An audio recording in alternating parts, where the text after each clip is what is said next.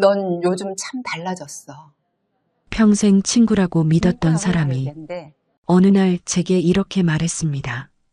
그날 이후 저는 사람 보는 눈이 완전히 바뀌었습니다.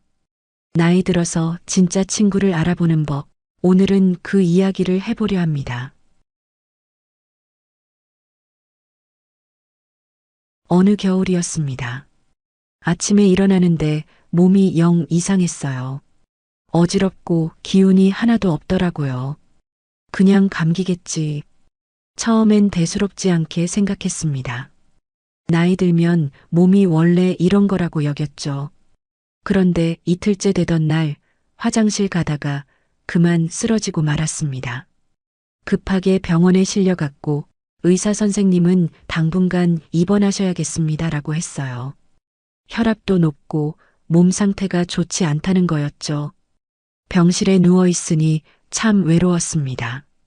천장만 멍하니 바라보고 있으면 이상하게 서러운 생각이 들더라고요. 자식들한테는 괜찮다고 걱정하지 말라고 했습니다. 바쁜데 무슨 짐을 더 지우겠어요. 그렇게 혼자 버티고 있었죠. 사흘째 되던 날이었을 겁니다. 병실 문이 열리는 소리가 들렸어요. 누군가 조용히 들어오는 발소리. 고개를 돌렸더니 웬 사람이 귤한 상자를 들고 서 있더군요. 순자야? 깜짝 놀랐습니다. 순자는 5년 전쯤 서울로 이사간 뒤로 가끔 명절에만 연락하던 친구였거든요. 괜찮다더니 얼굴이 왜 이래? 순자는 귤 상자를 침대 옆 탁자에 놓고는 의자를 끌어당겨 제 곁에 앉았습니다. 어떻게 알았어?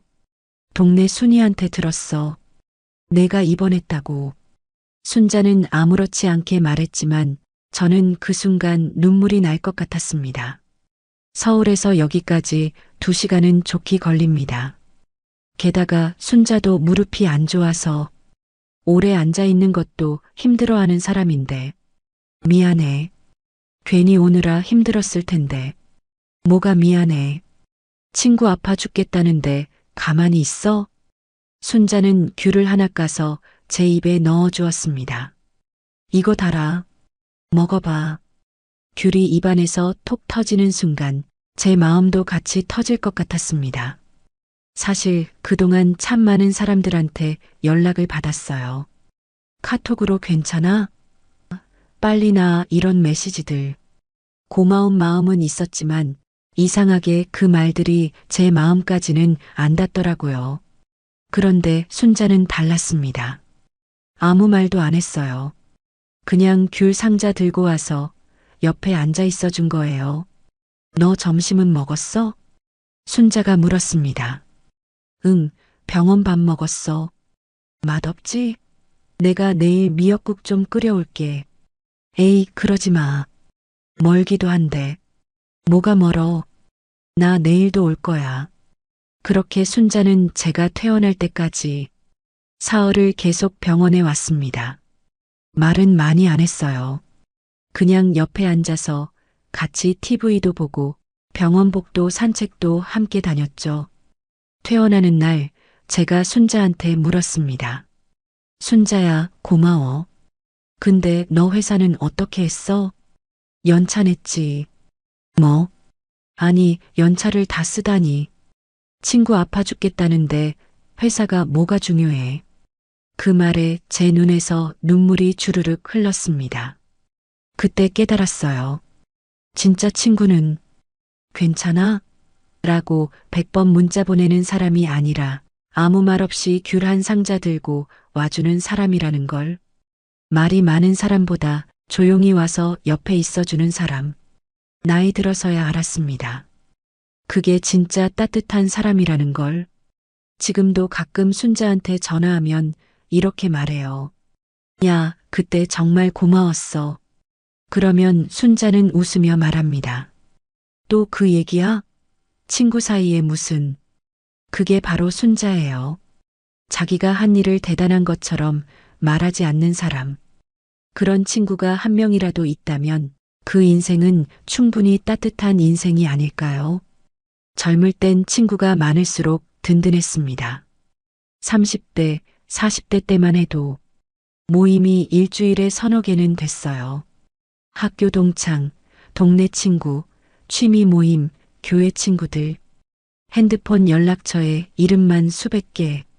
생일 때마다 축하 메시지가 쏟아지고 명절에는 안부 전화에 손이 아플 지경이었죠. 그때는 그게 자랑이었습니다. 나 친구 많아 하는 게 뭔가 대단한 것 같았거든요. 그런데 60이 넘어서부터였을까요? 뭔가 달라지기 시작했습니다. 모임에 나가도 예전처럼 즐겁지가 않았어요. 억지로 웃고 억지로 맞장구 치고 집에 돌아오면 오히려 피곤했습니다. 나만 이런가? 처음엔 제가 이상한 건가 싶었어요. 나이 들어서 사람 만나는 게 귀찮아진 건가? 그런데 그게 아니더라고요. 어느 날 오랜만에 친구 영희를 만났습니다. 영희는 부산에 사는 친구라 1년에 딱 한 번, 많아야 2번 만나는 사이였죠. 어머 언니, 얼마만이야? 영희를 보는 순간 이상하게 마음이 편안해졌습니다. 우린 커피숍에 앉자마자 아무 말 없이 그냥 웃었어요.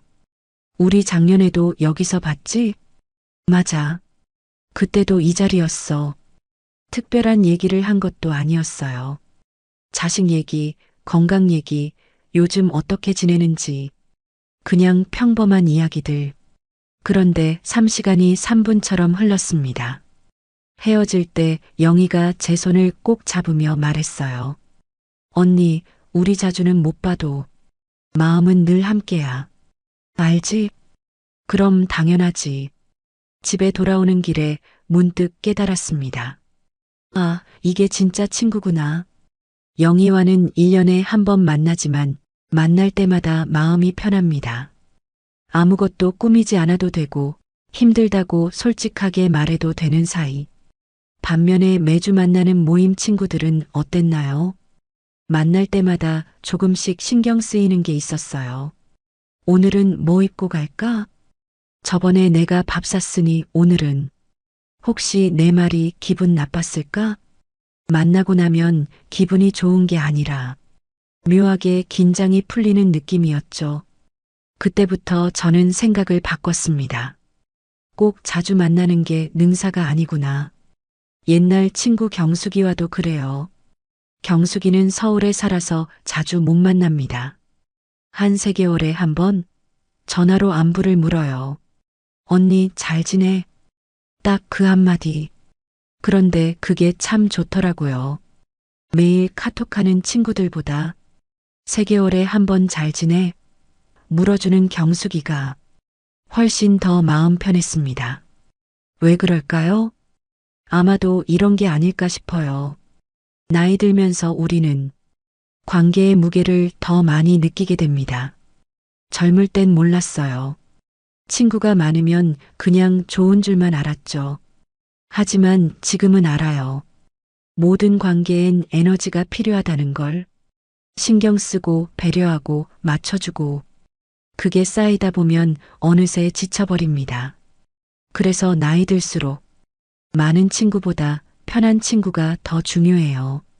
자주 만나는 친구보다 마음 맞는 친구가 더 소중하고요.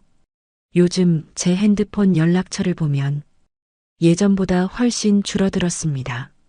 30대 때는 300명 넘게 있었는데 지금은 50명 정도? 그런데 이상하게 외롭지 않아요.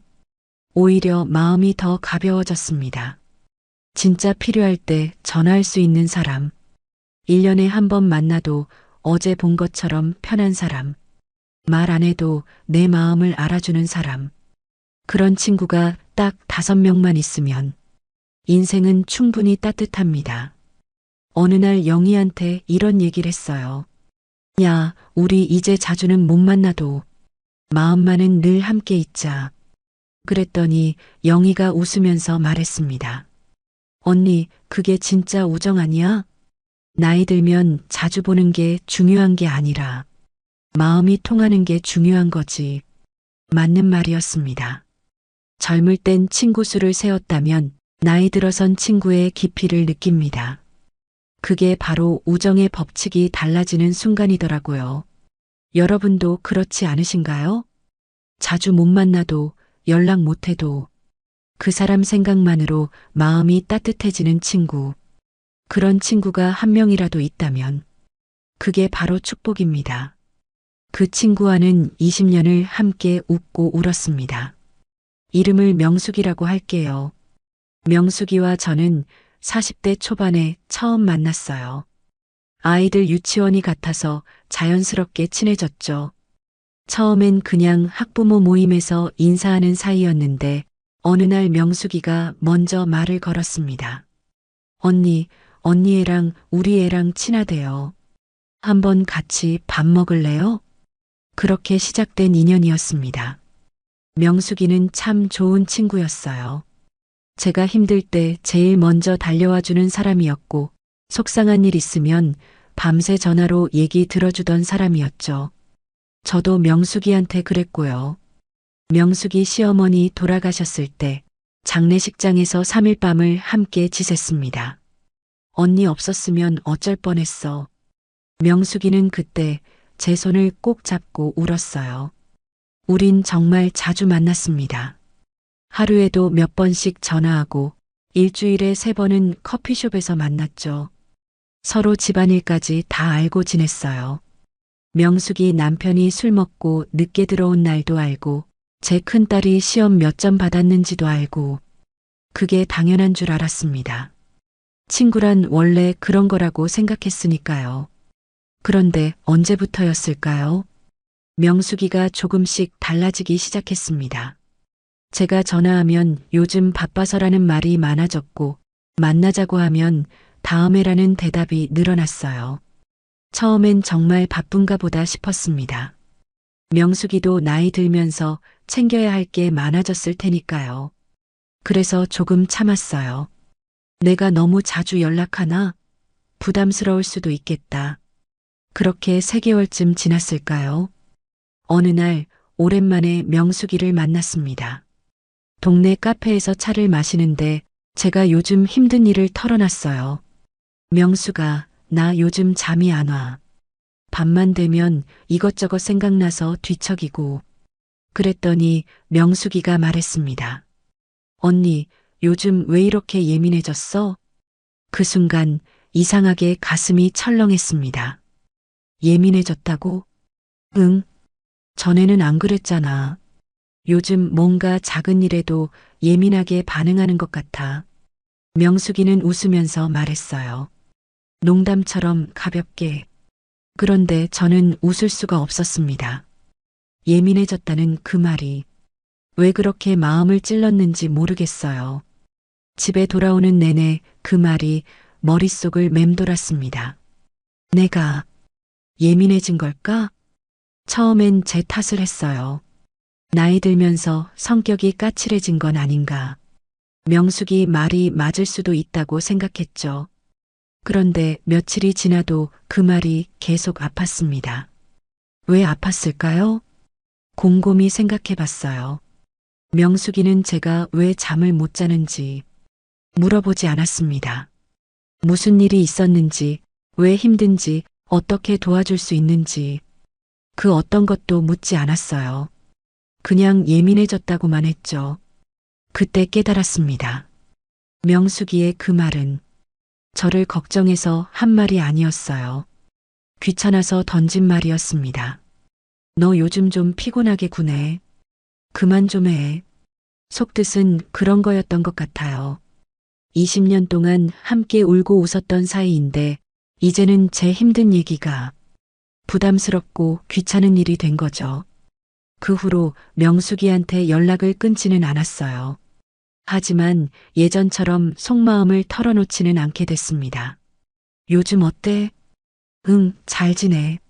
너는? 나도. 겉으로만 안부를 묻는 사이가 됐죠. 한동안 서운했습니다. 20년이나 함께 했는데 이렇게 멀어지는 게 믿기지 않았거든요. 그런데 시간이 지나면서 오히려 마음이 편해지더라고요. 아, 명숙이는 나한테 그 정도였구나. 인정하고 나니까 오히려 후련했습니다. 그리고 깨달았어요. 오래 알았다고, 자주 만났다고, 그게 진짜 친구는 아니라는 걸. 진짜 친구는 내가 힘들 때 왜 이렇게 예민해? 라고 말하는 사람이 아니라 무슨 일 있어? 라고 먼저 물어주는 사람이더라고요. 내 말이 귀찮은 게 아니라 내 아픔이 자기 일처럼 느껴지는 사람. 그런 사람이 진짜 친구였습니다. 명숙이와의 인연을 후회하지는 않아요. 20년 동안 함께 웃었던 순간들은 진짜였으니까요. 다만 이제는 알아요. 모든 인연에는 때가 있다는 걸. 어떤 인연은 평생 가고 어떤 인연은 여기까지만 가는 거더라고요. 그게 슬프지만 그게 현실입니다. 요즘은 명숙이 생각이 나면 이렇게 중얼거려요. 그래도 좋은 시절이었어. 고마웠어. 미워하지 않습니다. 그냥 이제는 다른 길을 가는 사람일 뿐이에요. 여러분도 혹시 그런 친구 있으신가요? 평생 갈 거라고 믿었는데 어느 순간 낯설어진 사람. 그 사람을 미워하지 마세요. 다만 이제는 조금 멀리서 바라보시면 됩니다. 진짜 친구는 따로 있으니까요. 65살에 저는 새로운 도전을 시작했습니다. 바로 유튜브 채널이었어요. 이 나이에 유튜브라니. 처음엔 저도 반신반의했습니다. 컴퓨터도 서툴고 영상 만드는 것도 낯설고. 그런데 어느 날 손자가 제게 말했어요. 할머니 이야기 재밌는데 유튜브에 올리면 많은 사람들이 좋아할 것 같아요. 그 말에 용기를 얻었습니다. 그래, 한번 해볼까? 처음 영상을 올렸을 때는 손이 떨렸던 기억이 납니다. 클릭 한번 하는데도 한참이 걸렸죠. 이거 맞나? 제대로 올라간 건가? 손자가 옆에서 도와줬어요. 할머니, 잘하셨어요. 이제 사람들이 보게 될 거예요. 며칠 후 조회수가 조금씩 늘어나기 시작했습니다. 10명, 20명, 10명. 별거 아닌 숫자였지만 제게는 세상을 얻은 것 같았어요. 내 이야기를 누군가 들어주는구나. 신기하고 뿌듯하고 설렜습니다. 그래서 친한 친구들에게 자랑하고 싶었어요. 평소에 제 이야기를 제일 잘 들어주던 사람들이니까요. 모임에 나가서 조심스럽게 말했습니다. 있잖아, 나 요즘 유튜브 시작했어. 잠시 정적이 흘렀습니다. 그리고 누군가 웃으며 말했어요. 어머, 언니가 유튜브를? 그 나이에 그런 걸 해서 뭐해? 다른 친구도 거들었습니다. 요즘 젊은 애들도 힘들어 죽겠다는데 우리가 무슨. 그래도 돈은 되나? 언니 괜히 힘들게 그런 거 하지 말고 그냥 편하게 지내. 그날 집에 돌아오는 길이 참 멀게 느껴졌어요. 기대했던 반응이 아니었습니다. 친구들이 좋아해 줄 줄 알았는데 오히려 시큰둥하고 부정적이더라고요. 내가 너무 들떠서 그런가? 괜히 자랑한 건가? 그날 밤 잠이 안 왔습니다. 사실 친구들 말이 틀린 건 아니었어요. 이 나이에 유튜브가 쉬운 일은 아니니까요. 그래, 그만둘까? 진지하게 고민했습니다. 그런데 다음 날 오랜 친구 정희한테서 전화가 왔어요. 정희는 시골에 살아서 자주 못 만나는 친구였습니다. 언니, 나 어제 언니 유튜브 봤어. 너 어떻게 알았어? 순이한테 들었지. 근데 언니, 또 뭐라고 할까? 속으로 한숨이 나왔습니다. 그런데 정희의 다음 말은 예상 밖이었어요. 언니, 정말 대단하다. 응? 나는 그런 용기도 없거든. 새로운 거 시작하는 게 얼마나 무서운데. 근데 언니는 65살에 그걸 해냈잖아. 정희의 목소리에 진심이 담겨 있었습니다. 나도 사실 하고 싶은 거 많아. 그림도 그려보고 싶고, 악기도 배워보고 싶고. 근데 맨날 내가 이 나이에 뭐 하면서 포기했거든. 정희는 잠시 말을 멈췄다가 다시 말했어요. 근데 언니 보니까 나도 할 수 있을 것 같아. 언니한테 용기 배우고 싶어? 진짜로. 그 순간 눈물이 핑 돌았습니다. 정희야, 언니 힘들어도 포기하지 마. 나는 언니가 자랑스러워. 전화를 끊고 한참을 울었습니다. 정희의 말 한마디가 그 많은 부정적인 말들을 다 이겨냈어요. 그래, 한 번 더 해보자. 그날 이후 저는 다시 영상을 올리기 시작했습니다. 서툴고 실수도 많았지만 포기하지 않았어요. 6개월이 지나자 구독자가 1000명이 됐습니다. 1년이 지나자 5000명이 넘었어요. 그때마다 제일 먼저 연락한 사람이 정희였습니다. 언니 축하해. 내가 다 뿌듯하다. 정희는 제 작은 성과도 자기 일처럼 기뻐했어요. 반면에 처음에 시큰둥했던 친구들은 어땠을까요? 나중에 구독자가 늘어나니까 어머, 언니 대박 났네 하면서 관심을 보이더라고요. 그런데 그 말에서 진심은 느껴지지 않았습니다. 축하보다는 신기함, 기쁨보다는 질투, 미묘하지만 느껴졌어요. 그때 깨달았습니다. 진짜 친구는 내가 성공했을 때 축하하는 사람이 아니라 내가 시작할 때부터 응원하는 사람이라는 걸, 결과가 나오기 전부터 내 용기를 칭찬해주는 사람, 그게 진짜 친구였습니다. 요즘도 뭔가 새로운 걸 시작하려고 하면 정희한테 제일 먼저 얘기해요. 그럼 정희는 늘 이렇게 말합니다. 언니 할 수 있어. 나는 언니 믿어. 그 한마디가 큰 힘이 됩니다. 반대로 제가 정희한테도 그렇게 하려고 노력해요. 정희가 뭔가 새로운 걸 시작하면 제일 먼저 응원의 메시지를 보냅니다. 정희야, 너라면 잘할 수 있어. 우리는 서로의 응원단이 되어줍니다. 나이 들수록 느끼는 게 있어요. 질투하는 친구보다 박수 쳐주는 친구가 훨씬 귀하다는 것. 내 기쁨을 시샘하지 않고 진심으로 함께 기뻐해주는 사람. 그런 친구가 한 명이라도 있다면 어떤 도전도 두렵지 않습니다. 여러분 곁에도 그런 친구 있으신가요? 당신이 새로운 일을 시작할 때 할 수 있어라고 말해주는 사람. 그 사람을 꼭 붙잡고 계세요. 그리고 여러분도 누군가에게 그런 친구가 되어주세요. 너 정말 대단해. 나도 내 용기 배우고 싶어. 그 한마디가 누군가의 인생을 바꿀 수도 있으니까요. 오랜 모임이 하나 있었습니다. 30년 넘게 함께한 동창 모임이었어요. 한 달에 한 번씩 만나서 밥도 먹고 차도 마시고 수다도 떨고 그렇게 쭉 이어온 모임이었죠. 그런데 그 모임에 유독 마음이 불편한 사람이 한 명 있었습니다. 미경이라고 할게요. 미경이는 늘 은근히 저를 낮추는 말을 했어요. 아, 언니는 그 나이에 그 정도면 잘하는 편이지 뭐. 언니는 욕심이 없어서 좋겠어. 나는 이것저것 하고 싶은 게 너무 많아서 탈이야. 언니 옷 스타일은 참 편해 보여. 나는 그렇게는 못 입겠더라. 듣고 나면 뭔가 칭찬 같기도 한데 이상하게 기분이 좋지 않았습니다. 그 나이에 그 정도면이라는 말, 욕심이 없다는 말, 편해 보인다는 말, 겉으로는 칭찬인데 속으로는 무시하는 느낌이었어요. 처음엔 제가 예민한가 싶었습니다. 미경이가 나쁜 뜻으로 한 말은 아니겠지. 그렇게 넘기려고 했어요. 그런데 그게 한두 번이 아니었습니다. 만날 때마다 미경이는 은근슬쩍 저를 깎아내리는 말을 했어요. 언니는 편하게 사니까 좋겠어.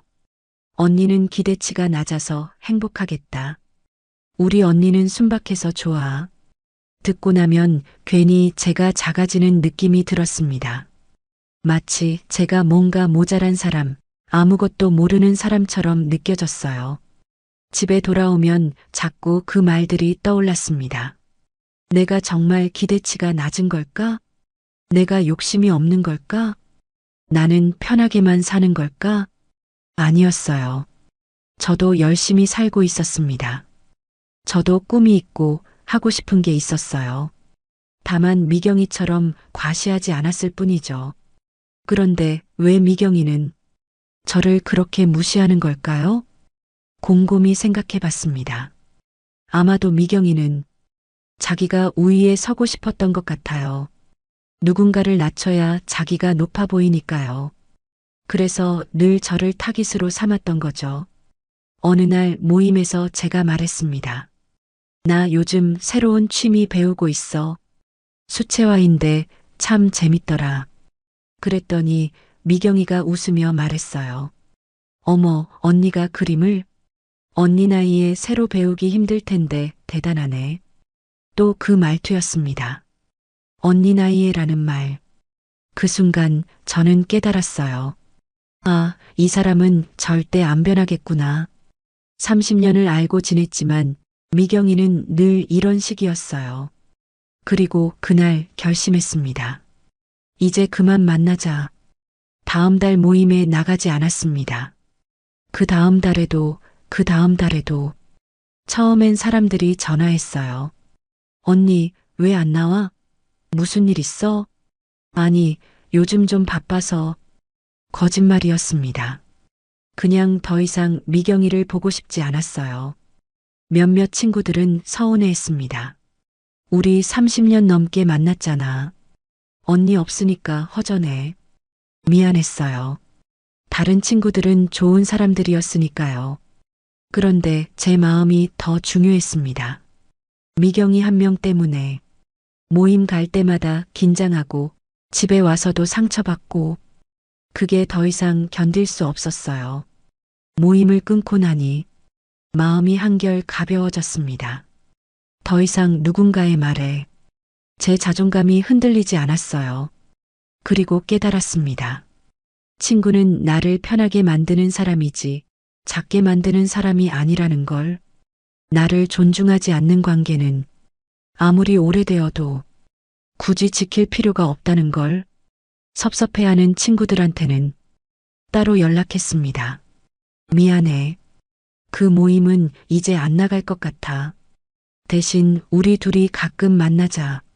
그렇게 진짜 좋은 친구들과는 따로 만나기 시작했어요. 미경이는 없지만 오히려 더 편하고 즐거운 시간이었습니다. 나이 들어서 배운 교훈이 있어요. 모든 관계를 지킬 필요는 없다는 것. 나를 소모시키는 사람, 나를 무시하는 사람, 나를 불편하게 만드는 사람. 그런 사람과는 거리를 두는 게 오히려 현명합니다. 오래 알았다고, 자주 만났다고, 그게 의무는 아니에요. 내 마음이 편한 게 가장 중요합니다. 여러분도 혹시 그런 사람 있으신가요? 만나고 나면 기분이 묘하게 나쁜 사람, 나를 은근히 무시하는 사람, 그 사람과의 관계 한번 정리해 보세요. 용기가 필요하지만 정리하고 나면 마음이 훨씬 가벼워집니다. 나를 존중하는 사람들과만 시간을 보내세요. 그게 나이 들어서 스스로를 지키는 방법입니다. 친구 선영이와는 50년을 알고 지냈습니다. 중학교 때부터 친구였으니까요. 선영이는 참 좋은 친구였어요. 밝고 재미있고 의리도 있고 젊을 땐 정말 많이 웃고 다녔던 사이였죠. 그런데 나이가 들면서 선영이가 조금씩 달라지기 시작했습니다. 제가 뭔가 좋은 일이 생기면 선영이의 반응이 미묘했어요. 그래, 잘 됐네. 말은 축하인데 표정은 그렇지 않았습니다. 처음엔 제가 오해하는 줄 알았어요. 그런데 몇 번 더 겹치니까 확실히 느껴지더라고요. 제가 손자 자랑을 하면 선영이는 자기 손자 자랑으로 맞받았고, 제가 여행 다녀온 얘기를 하면 선영이는 자기는 더 좋은 곳 다녀왔다고 했어요. 제가 건강검진 결과가 좋게 나왔다고 하면 선영이는 자기는 의사한테 칭찬받았다고 했고요. 늘 비교하고 늘 경쟁하고 그게 점점 심해졌습니다. 그러다가 결정적인 순간이 왔어요. 제가 유튜브 채널이 잘 되기 시작했을 때였습니다. 구독자도 늘고 댓글도 많이 달리고 어느 날 선영이가 제게 전화했어요. 야, 너 요즘 잘 나가더라. 유튜브 대박 났다면서? 아니야, 그 정도는 아니고. 나도 좀 자극받았어. 솔직히 그 말에 가슴이 철렁했습니다. 자극받았다는 말. 축하가 아니라 질투였어요. 전화를 끊고 한참을 생각했습니다. 이제 선영이도 끊어야 하나? 앞서 말했던 미경이처럼 선영이도 정리해야 하는 걸까? 50년 우정이지만 이렇게 질투하는 사람과 계속 친구로 지낼 수 있을까? 며칠을 고민했어요. 그런데 문득 이런 생각이 들었습니다. 선영이는 미경이와 다르지 않나? 미경이는 저를 무시했어요. 은근히 깎아내리고 작게 만들었죠. 그런데 선영이는 달랐습니다. 질투는 했지만 제 뒤에서 나쁜 말을 하지는 않았어요. 오히려 다른 사람들한테는 우리 친구 대단해하고 자랑했다는 얘기를 들었습니다. 그리고 제가 정말 힘들었을 때 선영이가 가장 먼저 달려왔던 기억도 났어요. 몇 년 전 제가 남편과 크게 싸워서 밤새 울었던 날이 있었습니다. 그때 새벽 2시에 선영이한테 전화했어요. 선영아, 나 너무 힘들어. 선영이는 잠결에도 지금 갈게 하고 바로 달려왔습니다. 그날 밤을 함께 지새우며 제 이야기를 다 들어줬어요. 그런 선영이었습니다. 질투는 하지만 미워하지는 않는 사람. 부러워하지만 해코지는 하지 않는 사람. 그래서 생각했어요. 완전히 끊을 필요는 없겠다. 대신 거리를 조금 조정하기로 했습니다. 예전처럼 자주 만나지는 않았어요. 한 달에 2번 만나던 걸 2~3달에 1번으로 줄였죠. 그리고 제 좋은 소식은 선영이한테 먼저 말하지 않았습니다. 물어보면 대답은 하되 굳이 자랑하지는 않았어요. 그렇게 거리를 두니까 오히려 관계가 편해졌습니다. 선영이도 제가 너무 자주 연락하지 않으니까 덜 부담스러워하는 것 같았어요. 어느 날 선영이가 먼저 연락했습니다. 야, 나 요즘 뭐 하나 시작했어. 너 보고 자극받아서. 뭔데? 사진 배우기로 했어. 너처럼 뭔가 해보고 싶더라고. 그 말을 듣는데 묘하게 기분이 좋았습니다. 제 질투가 선영이한테 나쁜 영향만 준 건 아니었구나. 오히려 자극이 되어서 선영이도 뭔가 도전하게 만들었구나. 잘했다. 사진 재밌을 거야. 응. 근데 너무 어렵네. 하. 그날 통화는 편안했어요. 예전처럼 경쟁하는 느낌이 없었습니다. 그제야 깨달았어요. 질투가 꼭 나쁜 것만은 아니라는 걸. 질투는 때로는 미움이 아니라 관심의 다른 얼굴일 수도 있어요. 선영이는 저를 질투했지만 그건 제가 미워서가 아니었습니다. 부러웠던 거죠. 그리고 그 부러움이 선영이를 움직이게 만들었어요. 만약 제가 선영이를 완전히 끊었다면 50년 우정이 그냥 끝났을 겁니다. 하지만 거리를 조정하니까 우정은 계속 이어지면서도 서로 편해졌어요. 모든 불편한 관계를 다 끊을 필요는 없다는 걸 배웠습니다. 어떤 사람은 끊어야 하지만 어떤 사람은 거리만 조정하면 돼요. 그 사람이 나를 미워하는지 아니면 그냥 부러워하는지, 나를 해치려는지 아니면 그냥 힘들어하는지, 그걸 잘 구분해야 합니다. 선영이는 후자였어요. 저를 해치려는 게 아니라 그냥 자기도 힘든 거였죠. 그래서 저는 선영이를 끊지 않았습니다.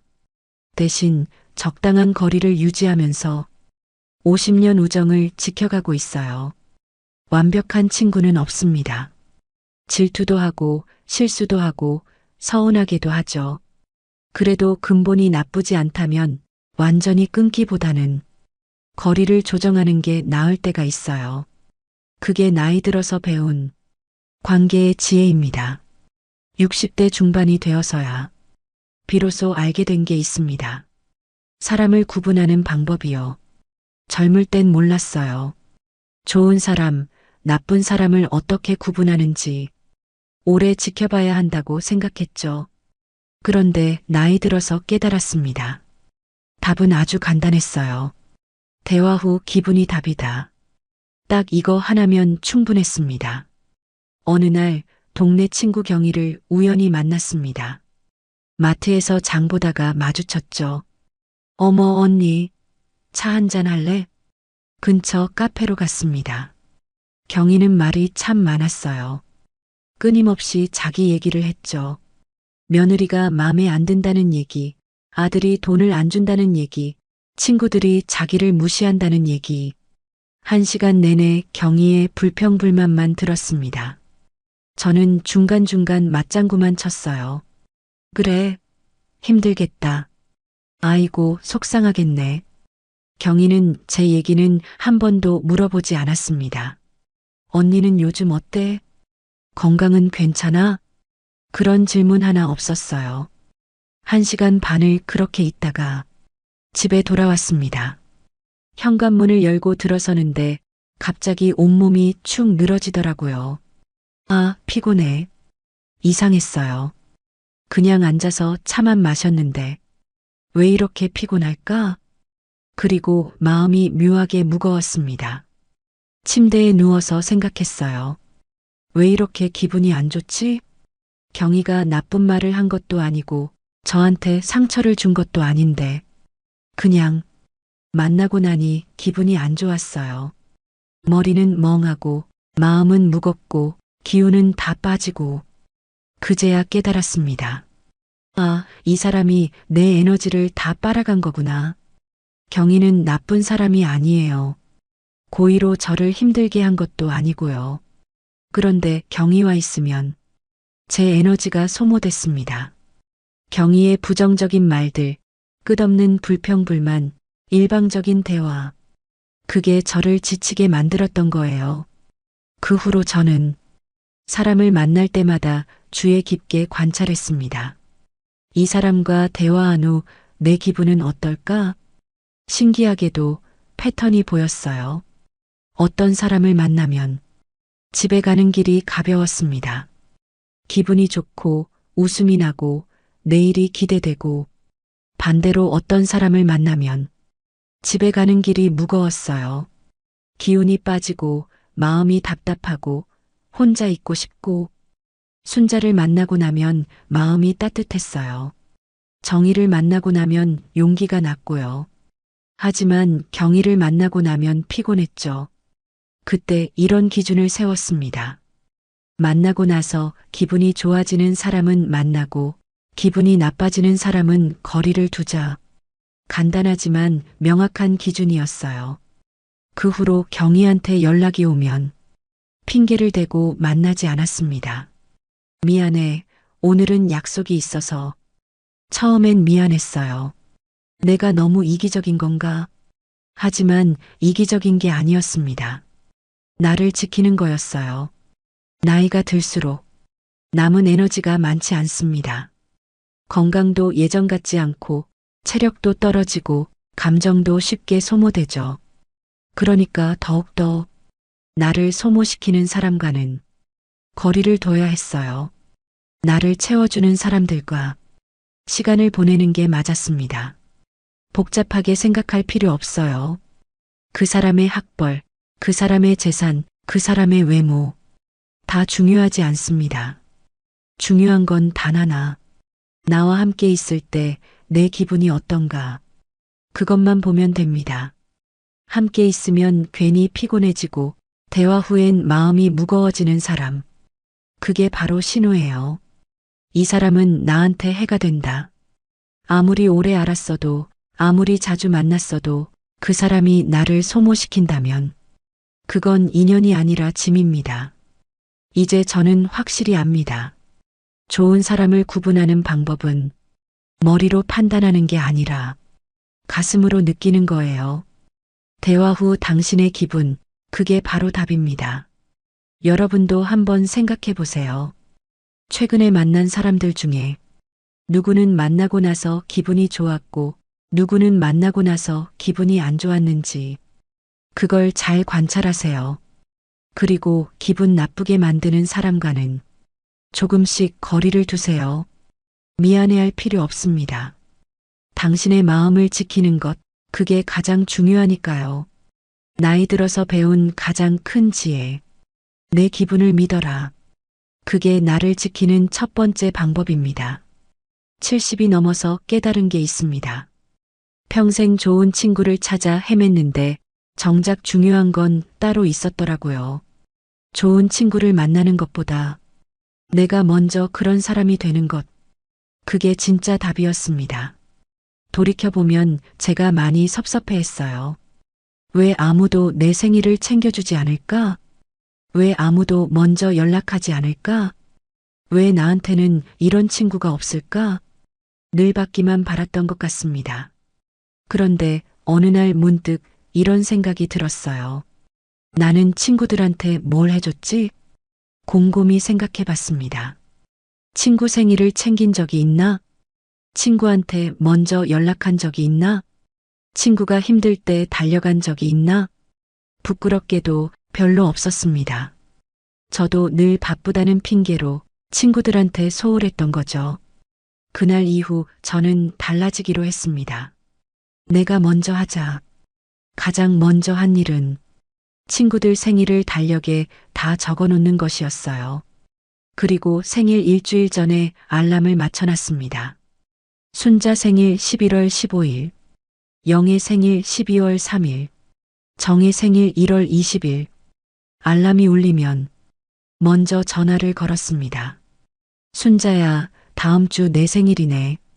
우리 밥 한번 먹자. 친구들은 깜짝 놀랐어요. 어머, 언니가 내 생일을 기억하고 있었어? 당연하지. 우리 몇 년 친군데. 사실 전에는 기억도 못했었는데. 이제는 달력에 다 적어놨으니까요. 그렇게 하나씩 실천했습니다. 일주일에 한 번씩은 친구한테 먼저 안부 문자를 보냈어요. 정희야, 잘 지내? 오늘 날씨 춥네. 딱 한 줄. 그게 다였지만 친구들은 좋아했습니다. 언니 고마워. 생각해줘서. 그리고 친구가 아프다는 소식을 들으면 무조건 찾아갔어요. 예전 같으면 빨리 나아하고 문자만 보냈을 텐데 이제는 직접 갔습니다. 귤 한 상자라도 들고 얼굴이라도 보러. 순자가 제게 그랬던 것처럼요. 신기한 일이 일어났습니다. 제가 먼저 베풀기 시작하니까 친구들도 저한테 먼저 연락하기 시작했어요. 언니, 나 오늘 시간 있어? 차 한잔 하러 나와. 언니, 이거 맛있어서 샀는데 나눠 먹으려고. 예전에는 제가 서운해했던 것들을 이제는 친구들이 먼저 해주더라고요. 왜 그럴까요? 곰곰이 생각해 봤습니다. 아마도 이런 것 같아요. 사람은 거울이라는 것. 내가 먼저 관심을 주면 상대방도 관심을 돌려줍니다. 내가 먼저 안부를 물으면 상대방도 안부를 물어요. 내가 먼저 손을 내밀면 상대방도 손을 잡아줍니다. 너무 당연한 이치인데 왜 이제야 알았을까요? 70년을 살아오면서 늘 받기만 바랐던 제 자신이 부끄러웠습니다. 또 하나 실천한 게 있어요. 용서하기였습니다. 예전에 저한테 상처 줬던 친구들, 서운했던 일들, 그걸 다 내려놓기로 했어요.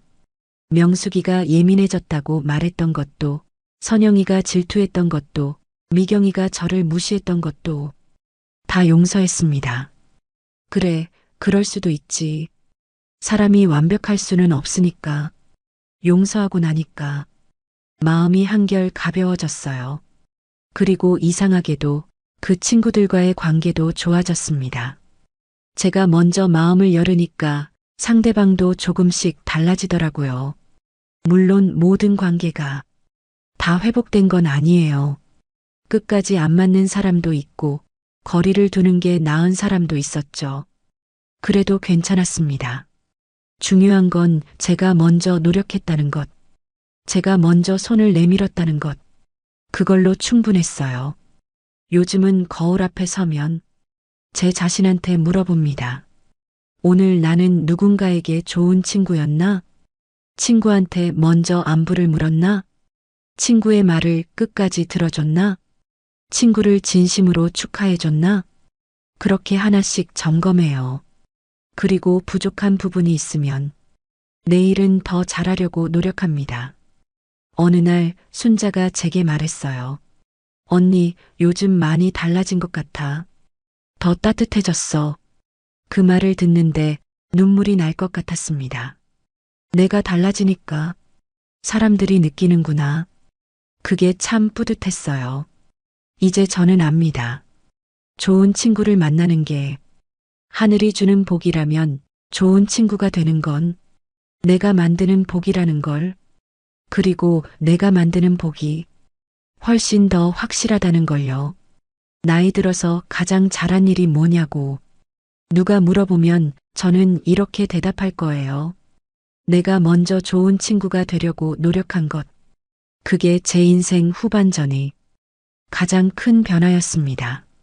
여러분도 한번 해보세요. 좋은 친구를 찾으려고만 하지 말고 내가 먼저 그런 사람이 되어 보세요. 먼저 안부를 물어보고, 먼저 생일을 챙겨주고, 먼저 손을 내밀어 보세요. 그러면 놀라운 일이 일어납니다. 내 곁에 진짜 친구들이 하나둘 모이기 시작할 거예요. 그게 바로 나이 들어서 깨닫는 우정의 비밀입니다. 받으려고만 하지 말고 먼저 주세요.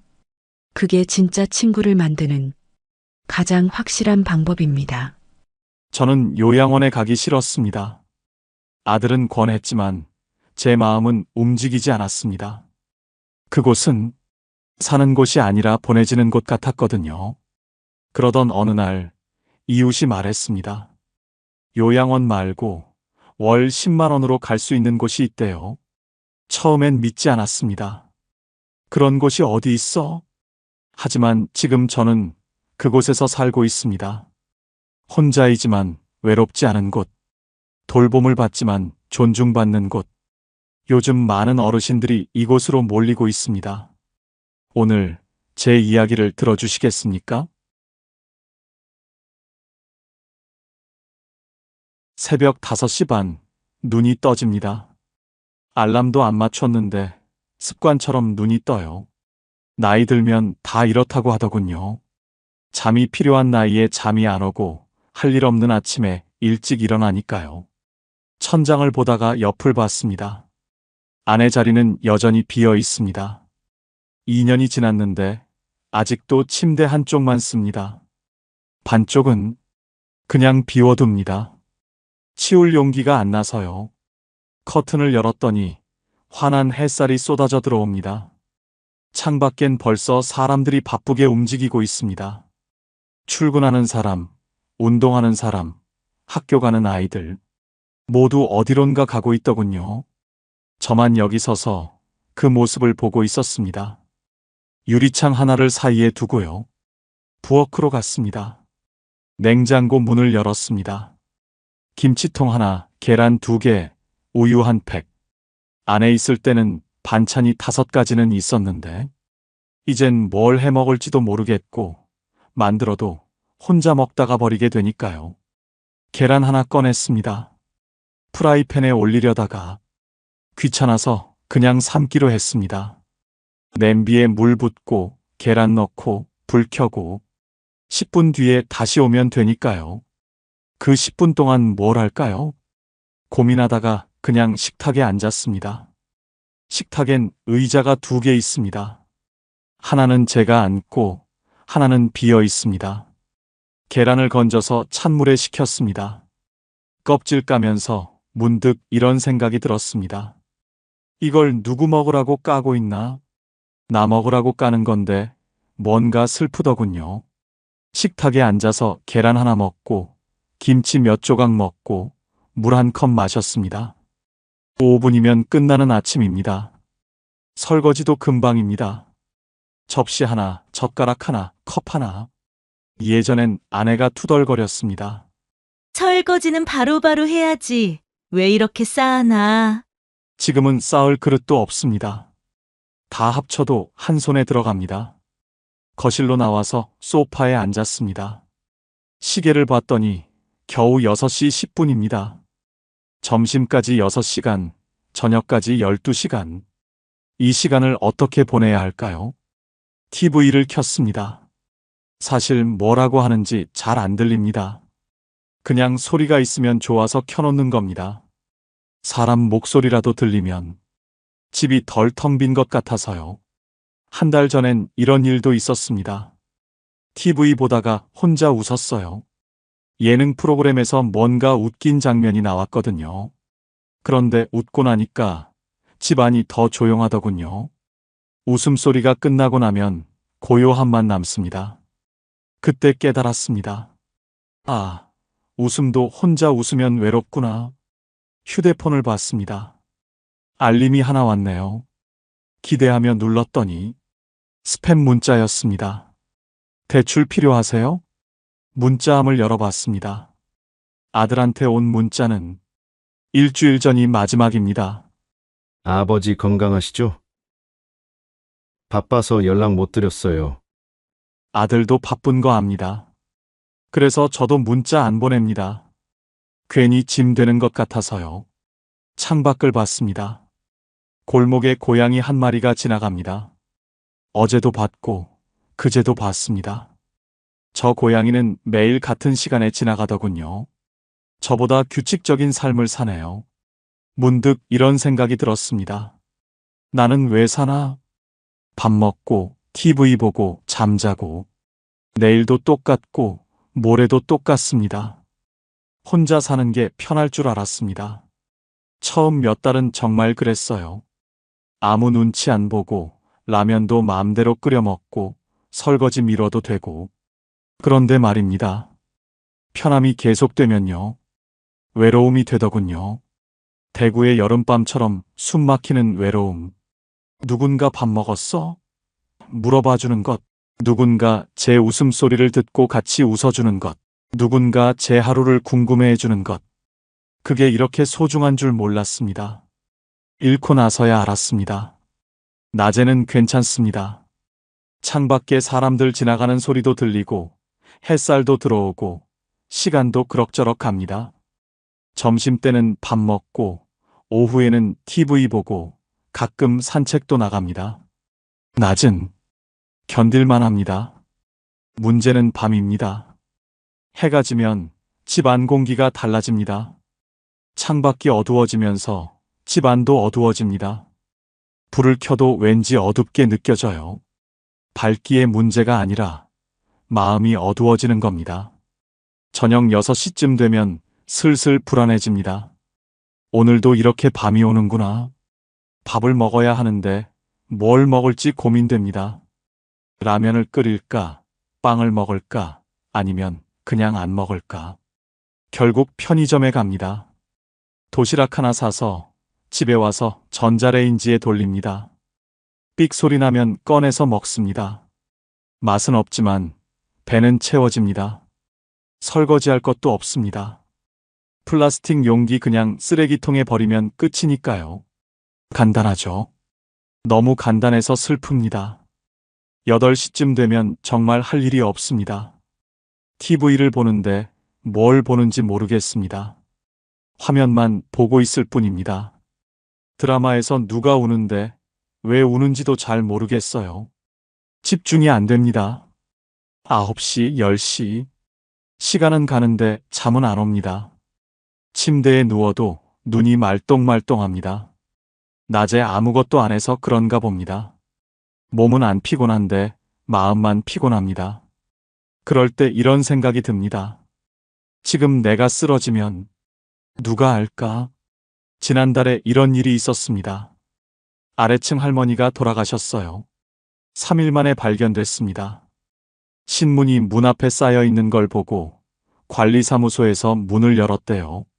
그 얘기 듣고 나서 밤마다 무서워졌습니다. 나도 저렇게 되는 건 아닐까? 그 뒤로 습관이 생겼습니다. 휴대폰은 항상 침대 옆에 둡니다. 충전기에 꽂아놓고 화면이 보이게 놓아둡니다. 혹시 모르니까요. 밤중에 뭔가 이상하면 바로 전화할 수 있게요. 누구한테 전화하냐고요? 119요. 아들한테는 전화 못합니다. 한밤중에 깨우는 게 미안해서요. 현관불도 켜놓습니다. 밤새도록요. 전기세 아깝다는 거 압니다. 그래도 켜놓습니다. 혹시 밤에 쓰러져서 119가 오면 불 켜져 있어야 빨리 찾을 것 같아서요. TV도 틀어놓습니다. 소리 작게 해서요. 완전히 조용하면 무섭습니다. 사람 목소리라도 들려야 잠이 오더군요. 이렇게 준비하고 나면 조금 안심이 됩니다. 그래, 이 정도면 괜찮겠지. 그런데 이불 속에 누우면 또 생각이 듭니다. 내가 지금 뭐 하는 거지? 혼자 죽을 준비를 하고 있는 건가? 이게 사는 건가? 버티는 건가? 천장을 봅니다. 아무것도 안 보입니다. 그냥 어둠만 있습니다. 가끔은 이런 상상도 합니다. 내가 지금 쓰러지면 아들이 달려올까? 아마 회사 일 마무리하고 아이들 재우고 그러고 나서 올 거예요. 다음 날 아침쯤? 아니, 연락이 안 되면 그날 밤에 올 수도 있겠죠. 그런데요. 그게 아들 잘못이 아닙니다.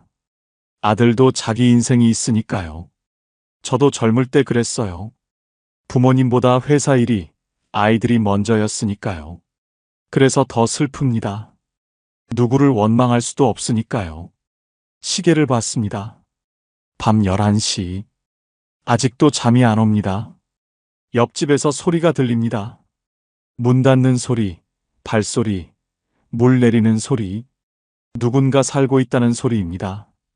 그 소리가 위로가 됩니다. 나 혼자만 깨어 있는 건 아니구나. 12시쯤 되면 옆집도 조용해집니다. 다들 잠드나 봅니다. 저만 누워서 천장을 보고 있습니다. TV에서 심야 영화가 나옵니다. 뭔지도 모르고 봅니다. 눈만 뜨고 있을 뿐입니다. 1시, 2시. 그렇게 시간이 갑니다. 새벽 3시쯤 되면 그제야 눈이 감깁니다. 피곤해서가 아니라 포기해서입니다. 그래, 오늘도 이렇게 가는구나. 그렇게 잠듭니다. 얕은 잠으로요. 언제든 깰 준비를 하면서요. 아침이 되면 다시 눈이 떠집니다. 오늘도 살아있네. 안도하면서도 또 하루가 시작된다는 게 무겁습니다. 이게 혼자 사는 밤입니다. 낮에는 견딜만한데 밤은 견디기 힘듭니다. 어둠 속에서, 고요함 속에서 혼자라는 게 너무 크게 느껴집니다. 누군가 옆에 있으면 좋겠습니다. 말 안 해도 그냥 숨소리만 들려도 좋겠습니다. 혼자가 아니라는 걸 느낄 수 있으면 좋겠습니다. 하지만 옆자리는 비어 있습니다. 오늘도 내일도 모레도. 어제 아들이 전화했습니다. 주말에 오겠다고요. 반가운 목소리였습니다. 바빠서 한 달에 한 번도 오기 힘든데 오겠다니 고맙죠. 토요일 오후 아들이 왔습니다. 손에 과일 봉지 들고요. 현관문 열고 들어서는데 집안을 둘러봅니다. 뭔가 체크하듯이요. 냉장고를 열어봅니다. 김치통 하나, 계란 2개. 아들 얼굴이 어두워집니다. 한숨을 쉽니다. 거실에 앉았습니다. 아들이 차를 한 모금 마시더니 조심스럽게 말을 꺼냅니다. 아버지, 요양원 한번 알아보시는 게 어때요? 그 말이 나올 줄 알았습니다. 냉장고 열어볼 때부터 예상했어요. 그래도 막상 들으니까 가슴이 철렁 내려앉습니다. 난 아직 혼자 살만해. 제 목소리가 생각보다 딱딱하게 나왔습니다. 아들이 입을 다뭅니다. 더 말하면 제가 화낼까봐 그러는 거겠죠? 침묵이 흘렀습니다. TV 소리만 배경에 깔립니다. 아들도 저도 할 말을 잃었습니다. 한참 뒤에 아들이 조용히 말했습니다. 천천히 생각해 보세요. 그리고 더 이상 말하지 않았습니다. 아들이 돌아가고 저는 소파에 앉아 있었습니다. 요양원. 그 단어가 머릿속에 남았습니다. 사실 처음 듣는 제안은 아닙니다. 작년에도 딸이 비슷한 얘기를 했었어요. 그때도 거절했습니다. 왜냐고요? 요양원이 싫어서요. 몇 년 전 친구 병문안 갔을 때 요양원을 봤습니다. 깨끗했어요. 시설도 좋았고요. 하지만 뭔가 차가웠습니다. 복도를 걷는데 방마다 어르신들이 침대에 누워 계셨어요. TV만 보고 계시거나 천장만 보고 계시거나 말하는 사람이 없었습니다. 웃는 사람도 없었습니다. 식당에서는 정해진 시간에 정해진 메뉴로 조용히 식사가 진행됐습니다. 누구 하나 대화하지 않았어요. 그냥 밥 먹고 일어나고 방으로 돌아가고 그게 삶인가 싶었습니다. 물론 돌봄은 받겠죠. 아프면 간호사가 오고 약도 제때 먹고 식사도 거르지 않을 겁니다. 하지만 그게 다입니다. 제 이름 대신 305호 어르신으로 불리고 제 취향 대신 정해진 식단을 먹고 제 하루 대신 시간표대로 움직이는 삶. 그건 사는 게 아니라 보내지는 것 같았습니다. 창밖을 봤습니다. 골목에 사람들이 지나갑니다. 아이들 뛰어노는 소리, 차 지나가는 소리, 누군가 웃는 소리, 살아있는 소리들입니다. 요양원에는 그런 소리가 없었습니다. 저는 아직 살고 싶습니다. 보내지고 싶지 않습니다. 하지만 동시에 알고 있습니다. 아들 말도 틀린 게 아니라는 걸요. 혼자 사는 게 위험하다는 것도요. 밤에 쓰러지면 아무도 모를 거라는 것도요. 그래서 더 답답합니다. 요양원은 싫은데 혼자는 불안하고 며칠 전엔 현관 앞에서 어지러웠습니다. 잠깐이었지만 그 순간 무서웠어요. 지금 쓰러지면 어쩌지? 벽을 잡고 버텼습니다. 다행히 괜찮아졌습니다. 하지만 그 일이 있은 뒤로 밤마다 불안합니다. 아들이 걱정하는 이유를 알겠습니다. 아버지가 혼자 쓰러져 있을까봐, 3일 뒤에 발견될까봐. 그게 무섭겠죠? 자식으로서 당연한 걱정입니다. 저도 부모님 계실 때 그랬으니까요. 하지만 그렇다고 요양원에 갈 수는 없었습니다. 그곳에 가는 순간 저는 제가 아니게 될 것 같았거든요. 이러지도 저러지도 못하는 제 처지가 한심하게 느껴졌습니다. 그날 밤 잠이 안 왔습니다. 아들 얼굴이 자꾸 떠올랐습니다. 걱정스러운 눈빛, 조심스럽게 권유하던 목소리, 내가 짐이 되고 있구나. 그 생각이 가슴을 짓눌렀습니다. 아들도 힘들겠죠. 아버지 걱정하면서 살아야 하니까요. 회사 일도 바쁜데 아이들도 돌봐야 하는데 아버지까지 신경 써야 하니까요. 미안합니다. 하지만 아직은 제가 저답게 살고 싶었습니다. 어떻게 해야 할까요? 아들도 안심시키고 저도 살 수 있는 방법이 없을까요? 그 답을 찾지 못한 채 며칠이 지났습니다. 그렇게 며칠을 보냈습니다. 요양원 생각, 아들 걱정, 혼자 사는 불안. 머릿속이 복잡했어요. 그러던 어느 오후였습니다. 아래층 김 씨가 올라왔습니다. 현관문 두드리는 소리에 문을 열었더니 손에 귤 한 봉지 들고 서 있더군요. 거실에 앉아서 귤 까먹으며 이런저런 얘기를 나눴습니다. 날씨 얘기, 동네 소식, 건강 얘기. 그러다가 김 씨가 말했습니다. 자기 처남이 최근에 어디 들어갔는데 괜찮다고요. 어디요? 혼자 살 수 있는 주택인데 월세가 10만 원밖에 안 된답니다. 귀를 의심했습니다. 10만 원? 그게 말이 돼? 김 씨가 휴대폰을 꺼내 뭔가 보여줬습니다. LH 고령자 복지주택이라고 적혀 있더군요. 요양원이 아니래요. 작은 아파트 같은 건데 혼자 살 수 있답니다. 안전장치도 다 돼 있고 필요하면 도움도 받을 수 있고요. 텃밭도 있고 같이 운동하는 프로그램도 있대요. 처남이 거기 들어간 지 석 달 됐는데 혼자 사는데 외롭지 않다고 하더랍니다. 혼자 사는데 외롭지 않다? 그게 가능한가 싶었습니다. 보증금은 1,000만 원에서 1,500만 원 정도. 월세는 10만 원 내외. 65세 이상이고 집 없고 소득이 일정 수준 이하면 신청할 수 있답니다. 숫자를 듣는 순간 가슴이 두근거렸습니다. 요양원은 한 달에 100만 원은 기본이라고 들었는데 월 10만 원이라니. 김 씨는 상세한 건 모르겠다며 LH 지사 가서 상담받아 보라고 권했습니다. 형님, 한번 알아보세요. 요양원 말고 이런 선택지도 있잖아요. 그 말이 제 귓가에 맴돌았습니다. 요양원 말고 이런 선택지도 있다. 김 씨가 돌아가고 저는 한참을 앉아 있었습니다. 휴대폰에 받아 적은 메모를 보면서요. LH 고령자 복지주택. 월세 10만 원. 혼자 살지만 외롭지 않은 곳. 믿기지 않았습니다. 그런 곳이 정말 있을까? 혹시 사기는 아닐까? 하지만 김 씨 처남이 실제로 살고 있다니까 완전히 거짓말은 아닌 것 같았습니다. 저녁을 먹으면서도 그 생각뿐이었습니다. 라면을 끓였는데 맛이 없었어요. 아니, 먹는지 마는지도 모르겠더군요. 머릿속은 온통 그 주택 생각뿐이었습니다. 월 10만 원이면 제 기초연금으로도 충분히 낼 수 있습니다. 보증금 1,000만 원도 아내가 남긴 예금으로 가능합니다. 그런데 진짜 그런 곳이 있을까요? 혼자 살면서도 외롭지 않은 곳. 요양원처럼 갇혀 있는 게 아니라 제 방에서 제 방식대로 살 수 있는 곳. 상상이 됐습니다.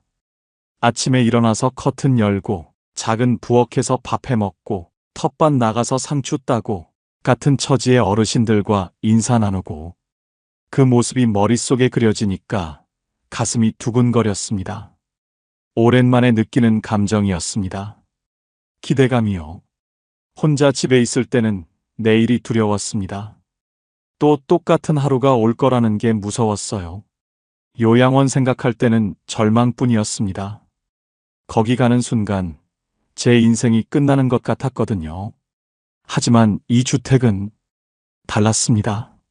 새로운 시작 같았습니다. 끝이 아니라 또 다른 삶의 시작. 그날 밤 잠이 안 왔습니다. 평소와는 다른 이유로요. 불안해서가 아니라 기대돼서였습니다. 침대에 누워서 천장을 봤습니다. 어둠 속에서도 뭔가 빛이 보이는 것 같았어요. 내일 LH 지사 가봐야지. 그렇게 마음먹었습니다. 망설여졌습니다. 혹시 제가 조건이 안 되면 어떡하지? 혹시 대기자가 너무 많으면 어떡하지? 혹시 김 씨가 잘못 알고 있는 거면? 하지만 그래도요. 알아보기라도 해야겠다 싶었습니다. 아무것도 안 하고 여기 앉아 있는 것보다는 나으니까요. 새벽 4시쯤 됐을 때 눈이 떠졌습니다. 평소보다 더 일찍 깬 겁니다. 설렜나 봅니다. 씻고 아침 먹고 시계를 봤더니 겨우 6시. LH 지사는 9시에 열립니다. 3시간이나 남았더군요. 소파에 앉아서 휴대폰만 들여다봤습니다. LH 고령자 복지주택 검색해봤어요. 진짜 있더군요. 정부에서 만든 거래요. 사진도 봤습니다. 깨끗한 건물, 작은 방, 공동 텃밭. 사진만 봐도 마음이 흔들렸습니다. 댓글도 읽어봤습니다. 여기 살고 있는데 괜찮아요. 월세 부담 없어서 좋습니다. 혼자지만 외롭지 않아요. 그 글들이 제게 용기를 주었습니다. 그래, 나도 한번 해보자. 8시 반쯤 집을 나섰습니다. 조금 일찍 가는 거였지만 집에 더 있으면 너무 초조할 것 같았거든요. 버스를 타고 LH 지사로 향했습니다. 창밖 풍경을 보면서 생각했습니다. 만약 정말 들어갈 수 있다면, 만약 정말 그런 곳에서 살 수 있다면, 상상만으로도 가슴이 벅찼습니다. 오랜만에 느끼는 희망이었습니다. 버스에서 내려 건물을 올려다봤습니다. LH 한국토지주택공사. 문은 아직 닫혀 있었지만 저는 그 앞에 서서 기다렸습니다. 손이 떨렸습니다. 긴장돼서가 아니라 떨려서였습니다. 이제 곧 알게 되겠지. 내가 갈 수 있는 곳인지 아닌지. 9시가 되자 문이 열렸습니다. 저는 깊게 숨을 들이마시고 안으로 들어갔습니다. 건물 안으로 들어갔습니다. 로비는 생각보다 넓었어요. 안내 데스크가 보이고 의자들이 줄지어 있었습니다. 번호표를 뽑았습니다. 제일 먼저 와서 1번. 업무 시작 직전 의자에 앉아서 기다렸습니다. 손이 축축했어요. 긴장됐습니다. 내가 조건이 될까? 혹시 안 된다고 하면 어쩌지? 옆에 앉은 할머니 한 분이 혼잣말을 하고 계셨습니다. 벌써 2년째 기다리고 있는데. 2년이요? 가슴이 철렁했습니다. 그렇게 오래 기다려야 하나? 하지만 동시에 이런 생각도 들었습니다. 2년을 기다릴 만큼 좋은 곳이라는 뜻 아닐까? 그렇지 않다면 누가 그렇게 오래 기다리겠어요? 한번 고객님, 일어서서 상담 데스크로 갔습니다. 젊은 여자 직원이 환하게 웃으며 맞아주었습니다. 어떻게 오셨어요? 고령자 복지주택. 그거 알아보러 왔습니다. 목소리가 떨렸어요. 직원이 서류를 꺼내며 친절하게 설명하기 시작했습니다. 만 65세 이상이어야 하고, 집이 없어야 하고, 소득이 일정 기준 이하여야 한답니다. 저는 올해 72입니다. 집도 없어요. 월세로 살고 있거든요. 소득은 국민연금이 전부입니다. 직원이 계산기를 두드리더니 고개를 끄덕였습니다. 조건이 된답니다. 그 말을 듣는 순간 가슴이 뛰었습니다. 정말요? 제가요? 직원이 계속 설명했습니다. 보증금은 1,000만 원에서 1,500만 원 정도. 월세는 지역에 따라 다르지만 대략 8만 원에서 12만 원 선. 제가 신청할 수 있는 건 36제곱미터 정도의 원룸형이고 월세는 10만 원 내외가 될 거래요. 10만 원. 제 연금으로 충분히 낼 수 있는 금액입니다. 그럼 정말 들어갈 수 있다는 말씀이신가요? 제 목소리에 떨림이 묻어나왔습니다. 직원이 부드럽게 웃으며 대답했습니다.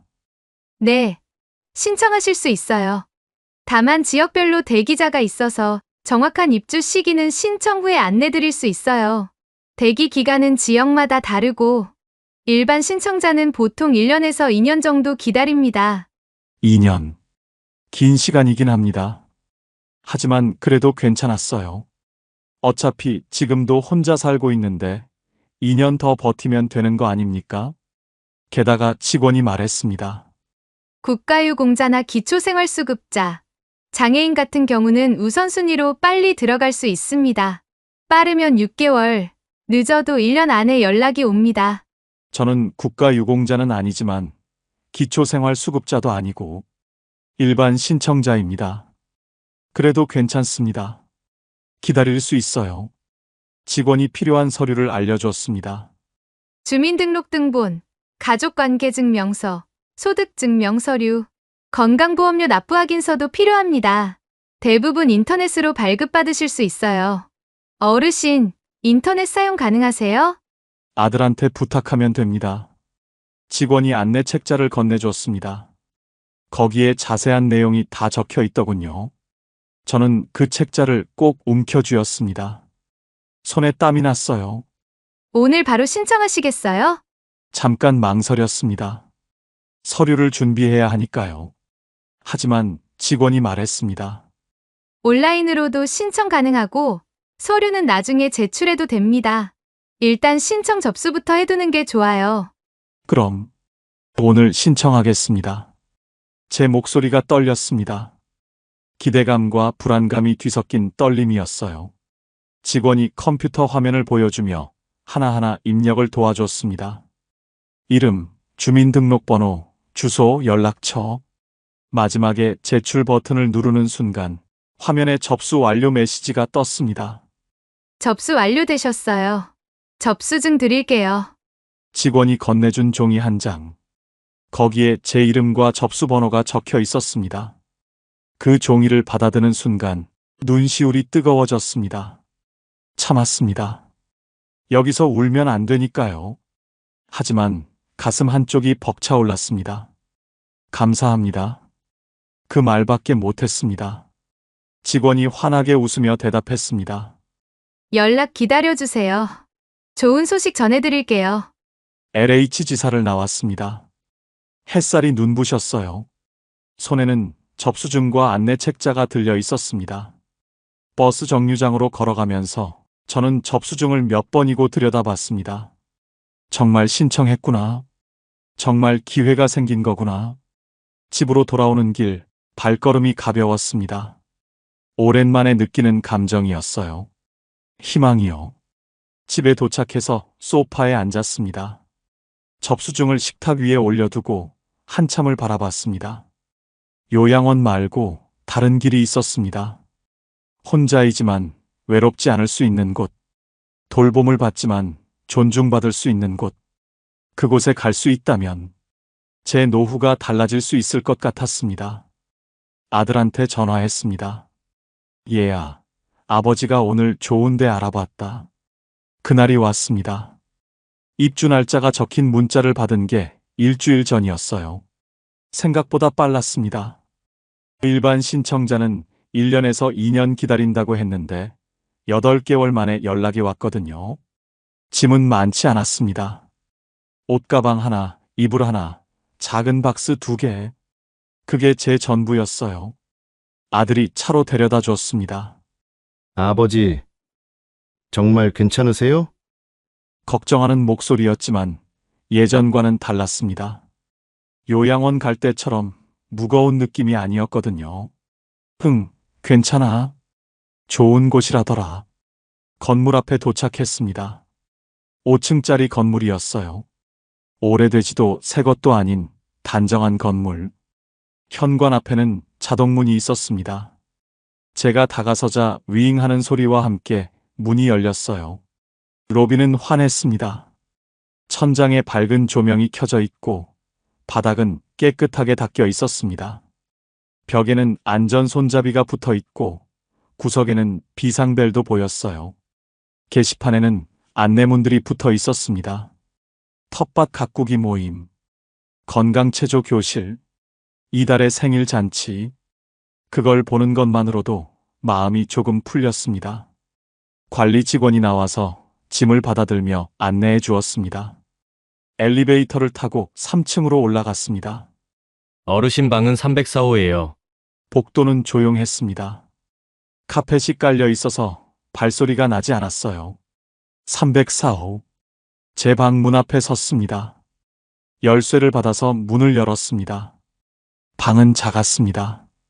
하지만 깨끗했어요. 창문으로 햇살이 들어오고 있었습니다. 창 너머로는 작은 텃밭이 보였어요. 방 한쪽에는 작은 싱크대와 냉장고가 있었습니다. 전기레인지도 있고 찬장도 있었어요. 높이가 딱 맞았습니다. 허리 굽히지 않고 쓸 수 있을 것 같았어요. 침대는 일반 침대보다 조금 높았습니다. 일어나기 편하게 높이를 조절한 거래요. 침대 옆에는 작은 화분이 놓여 있었습니다. 초록색 잎사귀가 방에 생기를 주고 있었어요. 화장실에 들어가 봤습니다. 문턱이 없었어요. 변기 양쪽에는 안전바가 설치되어 있고 바닥에는 미끄럼 방지 타일이 깔려 있었습니다. 샤워 부스에는 접이식 의자도 있었어요.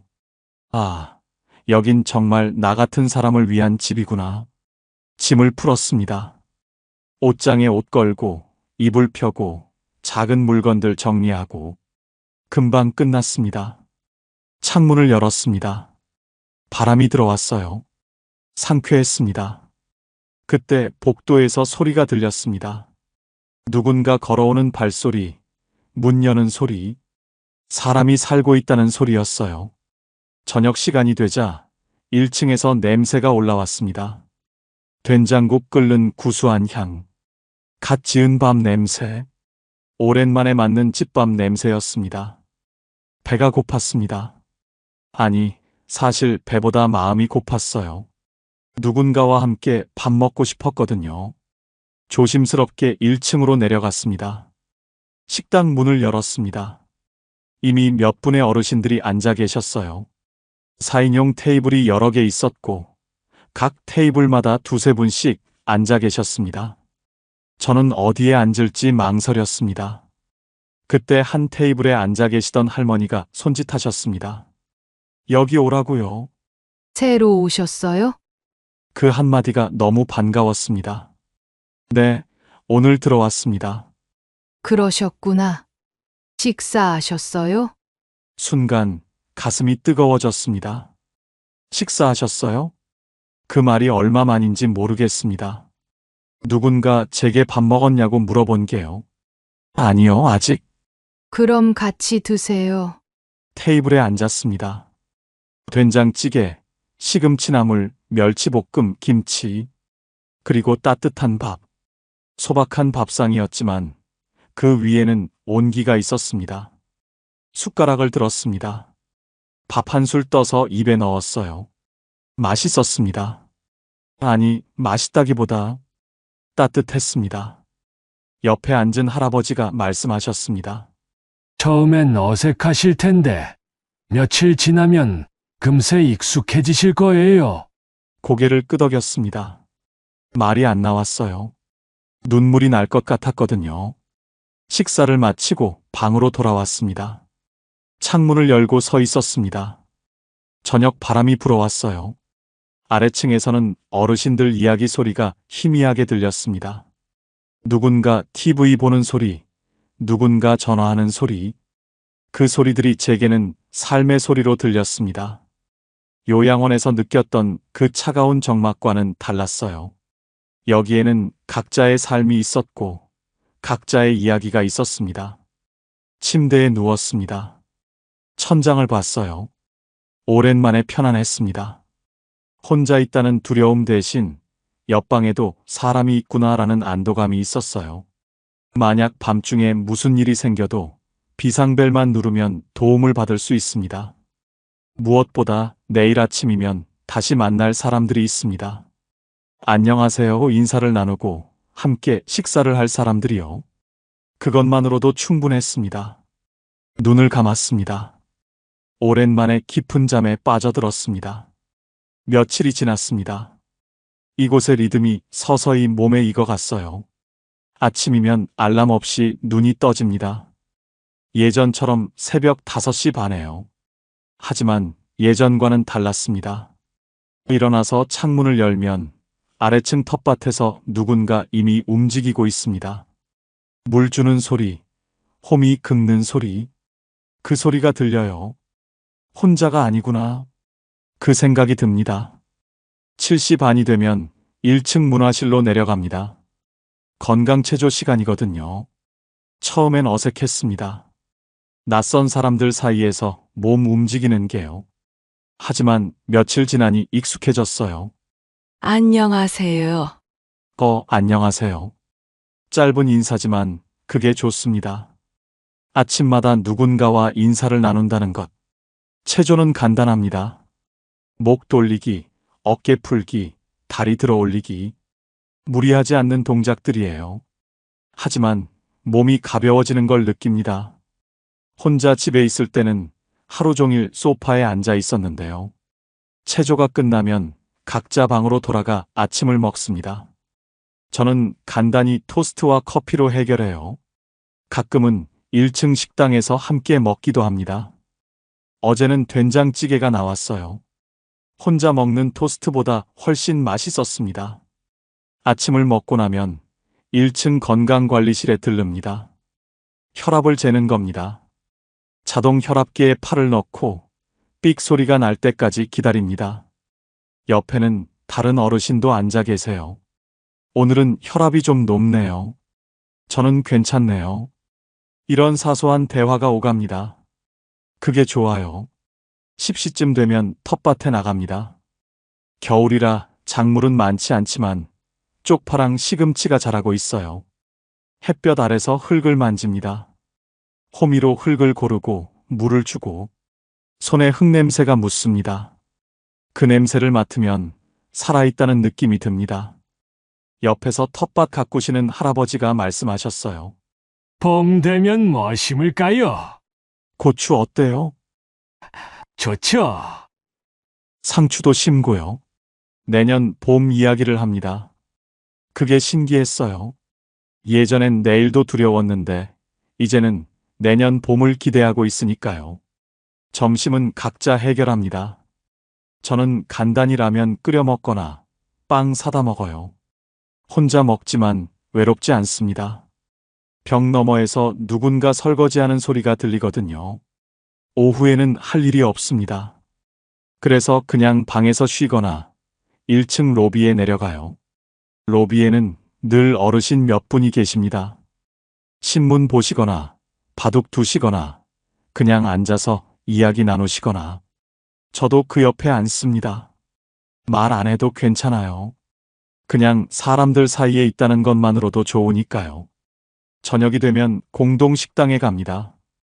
매일은 아니지만 일주일에 서너 번은 가요.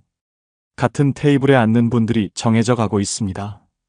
말 없이도 자리를 비워줍니다. 오늘 반찬 괜찮네요. 날씨가 추워졌어요. 짧은 대화지만 그게 제 하루를 채웁니다. 어제는 이런 일도 있었습니다. 복도에서 할머니 한 분과 마주쳤는데 그분이 말씀하셨어요. 304호 어르신, 요즘 표정이 밝아지셨네요. 순간 뜨끔했습니다. 제가 그렇게 변했나? 방에 돌아와서 거울을 봤어요. 확실히 달라진 것 같았습니다. 얼굴에 생기가 돌고 주름도 덜 깊어 보였어요. 정말 이렇게 달라질 수 있구나. 밤이 되면 방에 누워 창문을 봅니다. 커튼 사이로 달빛이 들어오고 바람이 불어와요. 아래층에서는 여전히 사람들 소리가 들립니다. TV 소리, 전화 통화 소리, 물 내리는 소리. 그 소리들이 저를 안심시킵니다. 혼자가 아니라는 증거니까요. 침대에 누워서 생각합니다. 혼자 집에 있을 때는 시간이 안 갔습니다. 아침부터 저녁까지 하루가 너무 길었어요.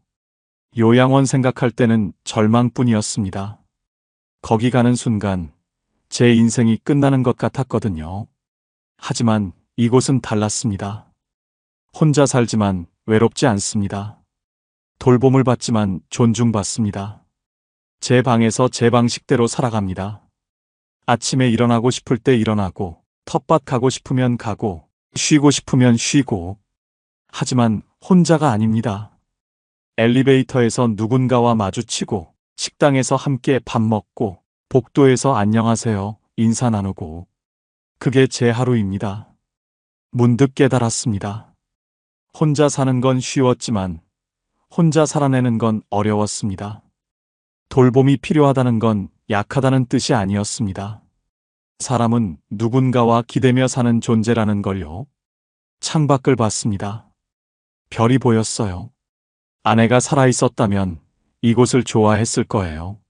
함께 텃밭 가꾸고, 함께 식사하고, 함께 웃었을 텐데. 하지만 괜찮습니다. 아내도 하늘에서 기뻐하고 있을 거예요. 제가 이렇게 다시 웃고 있으니까요. 눈을 감았습니다. 내일 아침이면 다시 누군가와 안녕하세요 인사를 나눌 겁니다. 체조도 하고, 텃밭도 가고, 밥도 함께 먹을 거예요. 그 생각만으로도 마음이 따뜻해집니다. 이제는 말할 수 있습니다. 괜찮다. 이렇게 사는 것도 참 괜찮다. 저는 요양원 말고 다른 길을 찾았습니다. 월 10만 원으로 사람답게 살아갈 수 있는 곳을요. 혹시 저처럼 혼자 사시면서 외로우신 분, 요양원은 가기 싫은데 방법을 모르시는 분, 이 이야기가 작은 도움이 되길 바랍니다. LH 고령자 복지주택. 만 65세 이상 무주택 어르신이면 신청하실 수 있습니다. 소득은 도시근로자 가구 평균 이하면 되고요. 보증금은 1,000만 원에서 1,500만 원, 월세는 10만 원 내외입니다.